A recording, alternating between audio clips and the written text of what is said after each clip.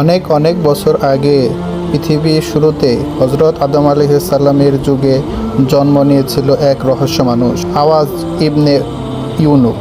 সে ছিলেন আশ্চর্য সৃষ্টি, পৃথিবীর ইতিহাসে সবচেয়ে লম্বা মানব। বলা হয়, যখন সে সমুদ্র পার হতো তখন বিশাল সমুদ্রের পানি তার পায়ের টাকনু পর্যন্ত উঠত মাত্র। তার দৈর্ঘ্য এতটাই বিশাল ছিল যে সে সূর্যের আলো ব্যবহার করে মাছ রান্না করত, সমুদ্র থেকে মাছ ধরে সরাসরি সূর্যের তাপে ঝলসে খেত।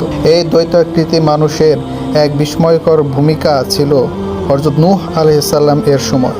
যখন মহাপ্লাবনে পূর্বের নৌকা নির্মাণ চলছিল, তখন আল্লাহ তাআলা তাকে নূহ আলাইহিস সালামের সাহায্য পেয়ে আওয়াজ ইবনে উনুক পাহাড় সমান গাছ উপড়ে এনে নূহ আলাইহিস সালামকে দিতেন, যেন নৌকা নির্মাণের কাজ সহজ হয়।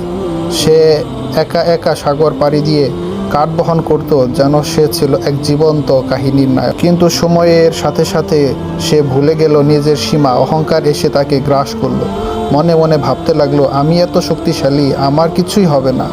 তার এই গর্ব ও ধ্বংসের কারণ হয়ে দাঁড়ালো। অনেক যুগ পরে হযরত মুসা আলাইহিস সালাম এর সময় আল্লাহ তাআলা তার উপর আযাব পাঠালেন এবং মুসা আলাইহিস সালাম এর মাধ্যমে তার অবসান ঘটালে। আওয়াজ ইবনে উনুক এমন এক চরিত্র যার হায়াত ৩৫০০ বছর। সে আদম আলাইহিস সালামের যুগ থেকে শুরু করে মুসা আলাইহিস সালামের যুগ পর্যন্ত জীবিত ছিলেন। তার জীবন একদিকে ছিল রহস্যে ঘেরা, অন্যদিকে ছিল এক বিরাট শিক্ষার দৃষ্টান্ত।